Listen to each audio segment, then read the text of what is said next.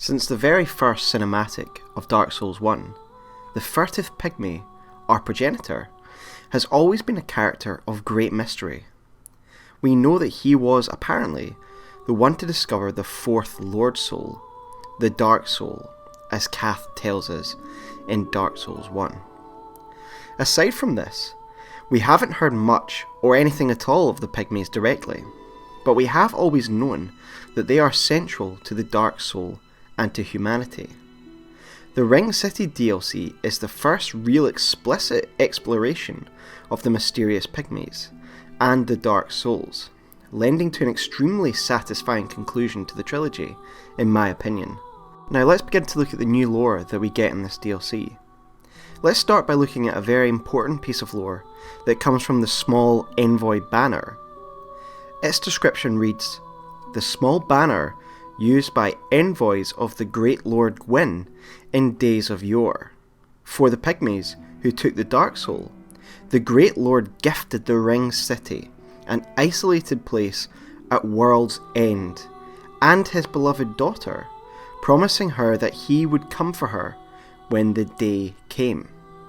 In this one small passage of lore, we have so many dense implications for the lore, which has redefined everything I personally assumed about the Pygmies. Firstly, it shows that there was more than one Pygmy who took the Dark Soul at the beginning of time. It also shows that, like other lords in the first Age of Fire, the Pygmies were seemingly allies, or at least some of them, allies of Lord Gwyn. I had always assumed that the Dark Soul naturally put the furtive Pygmy and other primordial humans at odds with Gwyn. Kath tells us that the Pygmy awaited the fading of light, and that we were led to believe that the ambitions of Kath represented the ambitions of the furtive Pygmy, or now these Pygmy Lords. Now this will be true for some of the Pygmies, but it seems for the most part the Pygmy Lords that we know of were allies of Lord Gwyn, to the extent that they were gifted an entire city, and no doubt given the title of Lord by Gwyn, who often gave the title of Lord to those who deserved it. We can even see this symbolically represented by an important statue in the city that shows Gwyn crowning a kneeling Pygmy. Gwyn's daughter's presence further marks the extent of this alliance. Clearly, this city and its inhabitants can trace to the time of the gods, because to be honest, in Dark Souls 2 and 3, we don't really hear the way people talk about Gwyn like they did in the first game and the original Pantheon. We hear kind of handed down stories about them, whereas in this city, the way some of the inhabitants and the art speaks of the old gods is like the old way that we saw in the first ages in Dark Souls 1. And when I talk of dialogue, I'm of course referring to the way that Shira speaks and the kind of beliefs that she invokes. I propose therefore that this city was part a gift and part a way to seal away the power of the Dark Soul all in one. That the Pygmy Lords actually worked with Lord Gwyn and his family to help seal away the Dark Soul, that they bought into his belief that the Dark Soul was bad. We can see support for this view from a number of sources. The Ring Knights, for example, guardians of this city. Their armour was sealed by the gods, if we look at this description, despite the fact it was actually forged in the abyss. It was made safe or contained by the gods, and these knights actually fought for the gods against the dragons, despite their dark nature and their abyss weapons. For the description of the dragon head great shield states, "The ringed knights, by command of the gods, stood amongst the ranks who set out to slay the dragons, but their contributions were never lauded." So these Pygmies, or humans, fought with the gods even though they still had a connection to the dark and forged their weapons in the abyss. This clearly shows that the Pygmies and the forces of this city were aligned with Gwyn. Statues of these knights stand alongside those of the Silver Knights, again marking the shared allegiance of these forces. In addition, if we look at the iconography of the city, the art and such, humans or pygmies seem to be bearing the mark of the dark sign on their backs as a heavy weight. They are bent over because of the weight. I take this to mean that the dark sign is a burden, a curse, a negative, all reminiscent of the theology of the gods, the Way of White, and Gwyn.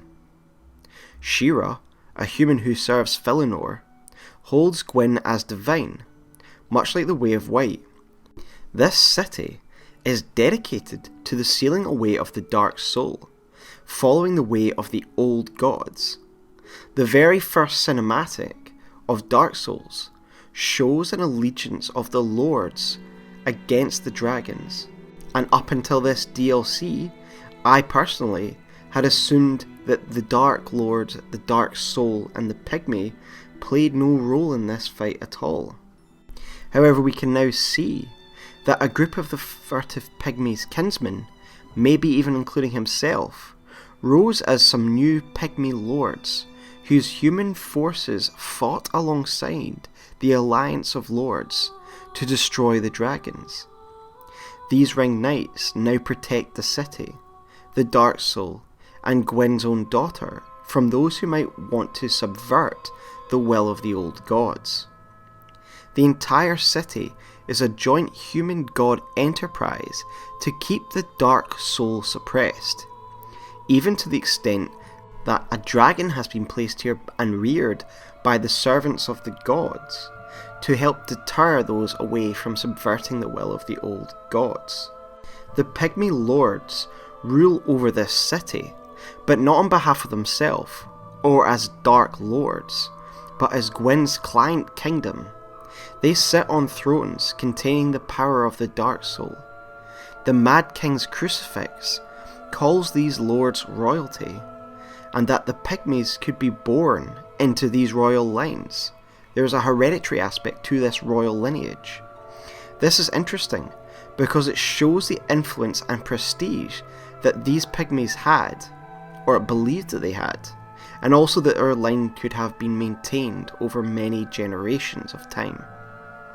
What seems clear to me, however, is that the Pygmy Lords are those Pygmies aligned with the old order of gods and Gwyn. Lord is often a term given to those aligned with Gwyn and the Old Order. These lords represent the bearers of the Dark Soul, who want to keep it safe and maintain the order and rule of the gods in the Age of Fire. When you enter the final arena, where you face Gale, a wounded Pygmy Lord crawls towards Felinor, crying out for help, again highlighting the allegiance of Gwyn's family and the Pygmy Lords. Despite being the keepers of the Dark Soul, they buy into Gwyn's vision. However, this perspective of the city being gifted, a gift to the Pygmies and to the humans, and the genuine nature of Gwyn's allegiance, is challenged by the words of the stone-humped hag, who we meet at the beginning of the DLC.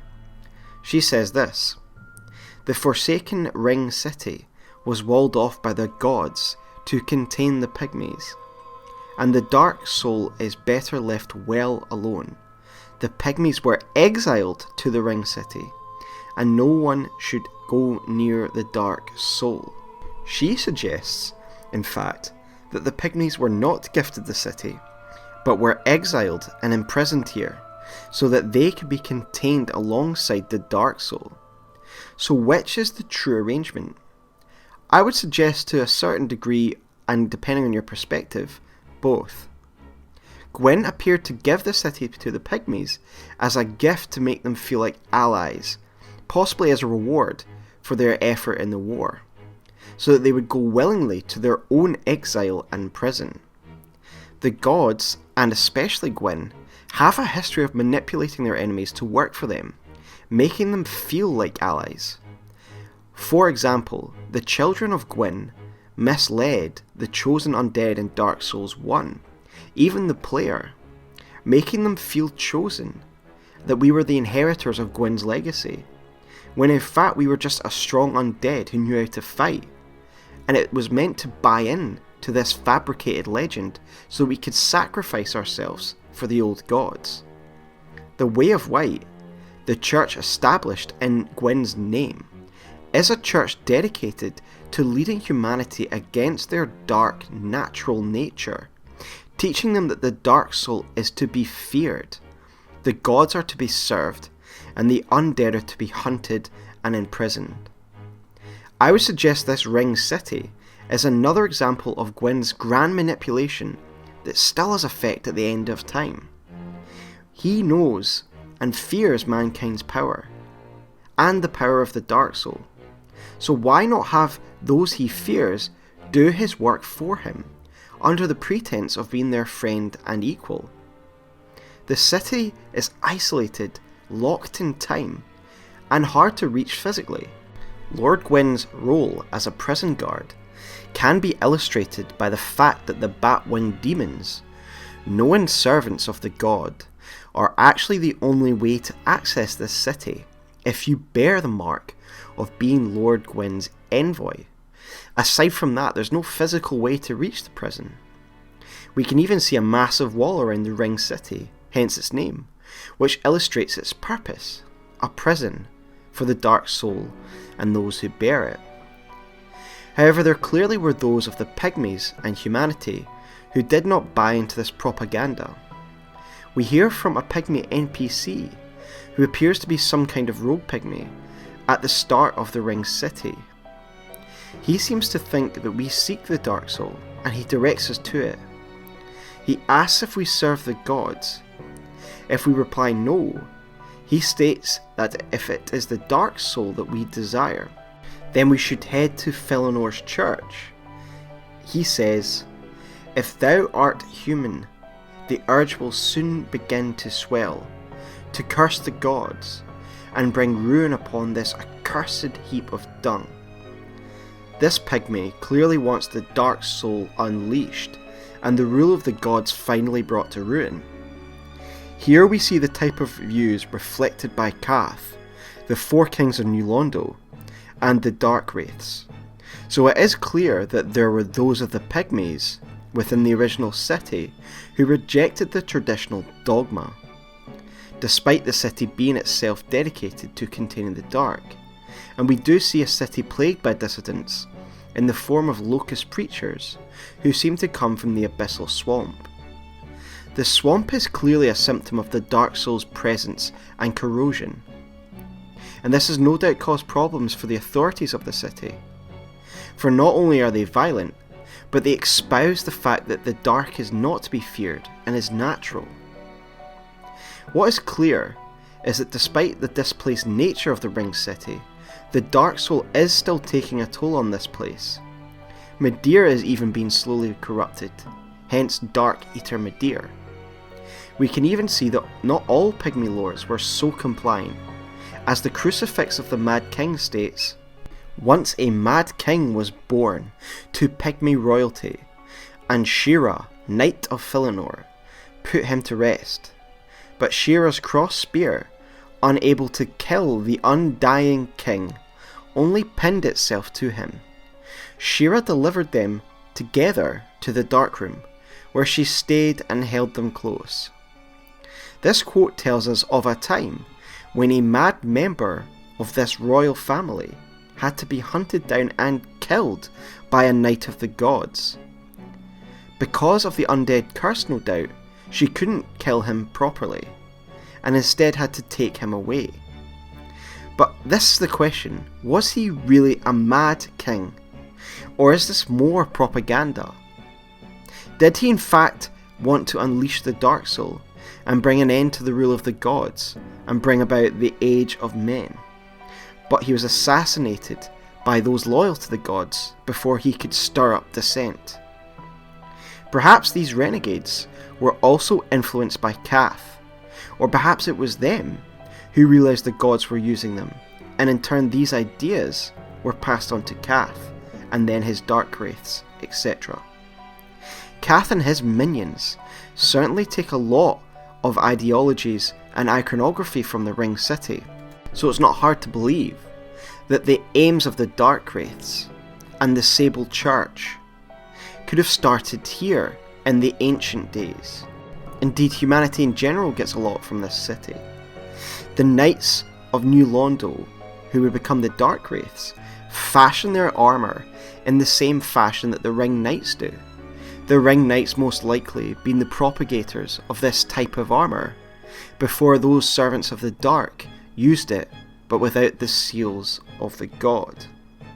We also see iconography from the Ring City, such as the sword and the dark sign, being used in the Sable Church of Londor's rites that we see in the Dark Lord ending.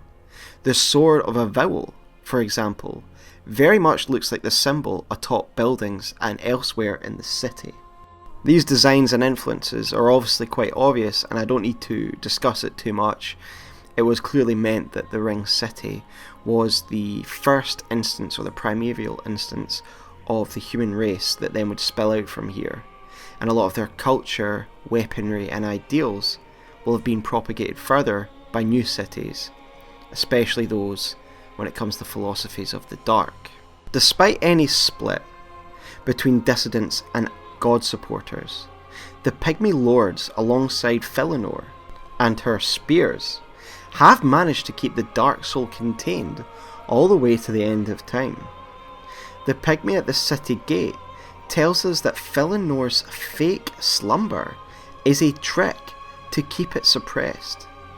This trick, I believe, is a sort of temporal lock.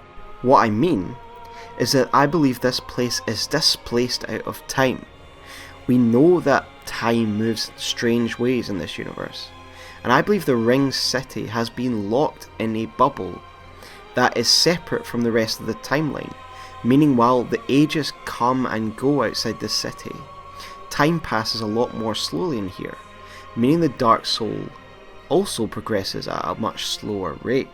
We then break this illusion, and therefore the Temporal Lock, by shattering this egg. The Temporal Lock breaks, and we are transported into the here and now, which is the end of time, where we fight Gale.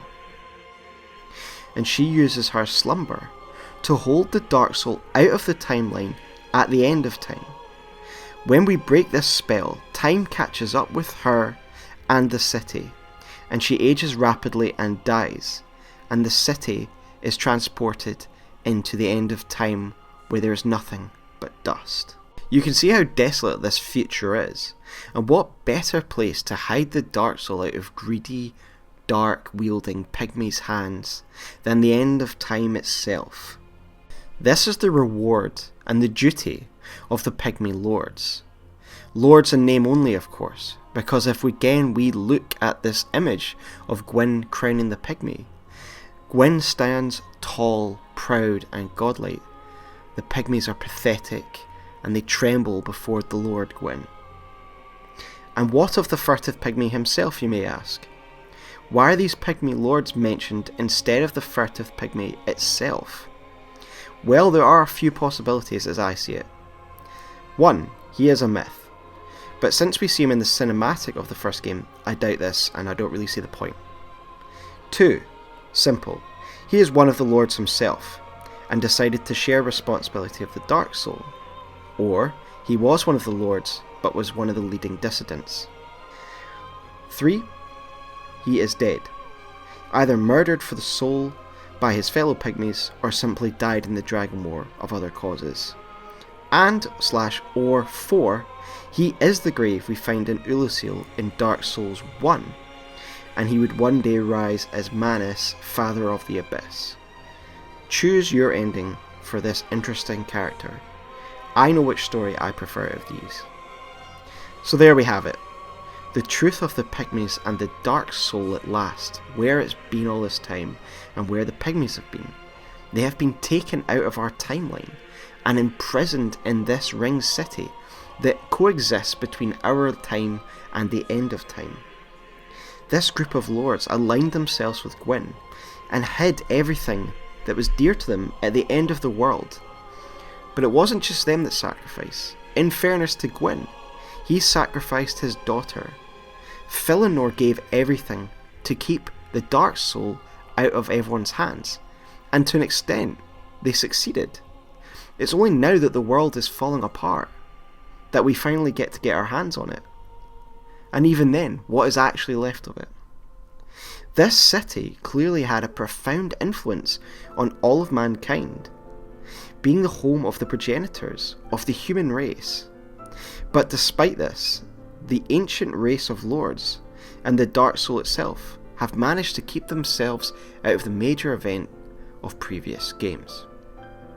So thanks guys, that's my take on the Pygmy Lords and the Ring City, I guess, as well. What they were, what they stood for, and what the point of the Ring City was. So I hope you enjoyed that. Please hit that like if you enjoyed it. Thanks very much.